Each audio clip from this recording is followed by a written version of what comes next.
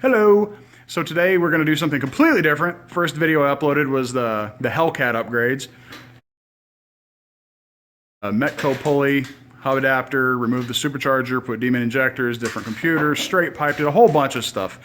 Today I'm working on an 84 C20. Lovingly refer to it as our farm truck out here on the, well, farm. It's got a 250 inline six, and the original engine was pretty tired, so I picked this one up for pennies off of Facebook Marketplace. It's out of a 77 Nova. Put it in, and it runs like a dream. It's got good compression, decent power, an inline six in a full-size truck. It does not charge, so obviously it needs an alternator. No surprise, I think it's the original alternator from 77. So today, I'm going to show you how to low buck this. This used to be a very, very popular skill 10, 15 years ago, reclocking a GM alternator, a 5 1/4 inch case GM alternator. You can find them on everything from boats, inboard boats with Mercruiser 4-cylinders, V6s, hot rods, a lot of retrofit applications. A lot of people like the 5 1/4 inch GM alternator. Sometimes the plug-in is on the wrong side, so that's going to be the focus of this video. It's going to be a quick video, very, very simple skill, kind of redundant for a lot of people, but also might save you a few bucks. Here we are, we've got the two 5 1/4 inch case alternators, 63 amps.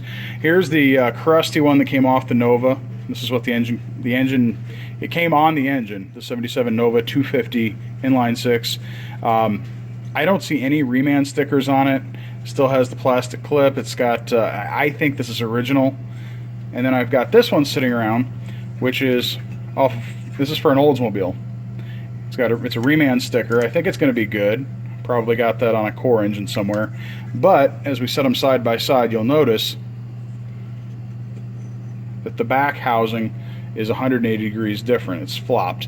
Here's the pivot, here's the hinge bolt, there's the adjustment bolt, and the plug is at 3 o'clock on this one, and it's at 9 o'clock on this one. So this installs with the engine right here, so we won't have room to plug that in if we don't rotate it. So really simple procedure, and it doesn't take many tools. A light is helpful. We used to use paper clips, but really you can use anything to retain the brushes. I'll show you where those go later on, but it's got to be small. I mean, even little lengths of welding wire would work.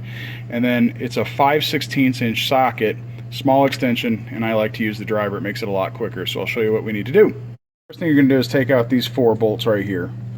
Once again, I like the driver. It's just quick.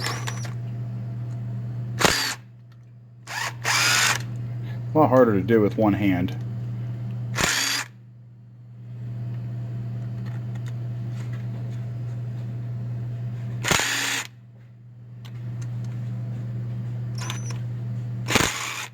So you take out the 4 bolts, you pry in between here with a little screwdriver, it just comes apart. If you ever wanted to know what the inside of an alternator looks like, well, this is what the inside of a 5 1/4 case GM alternator looks like. I might also mention that these are popular for one-wire conversions, but in those you probably don't need to reclock it because you only have one terminal coming off the back. Now we come to the part where these will make a lot more sense. You can use an Allen wrench, little tiny one. You can use a tube off of brake parts cleaner. It doesn't have to be robust.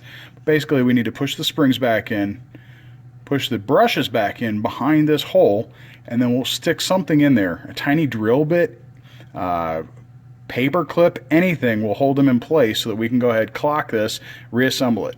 So I'm going to go ahead and do that now. It takes just a little bit of doing. The smaller your fingers are, the better. But what you're looking to do is push the springs back inside, push the brushes in on top of them. 2 brushes, and then you'll see I have it held in place with this tiny little Allen wrench. Keep in mind, you want this side of the Allen wrench on the outside of the alternator so that when you're done you can withdraw it and release the brushes back. Everything's primed, ready to go. Fresh little coat of grease in there. You line this up. You get it right, it just drops together.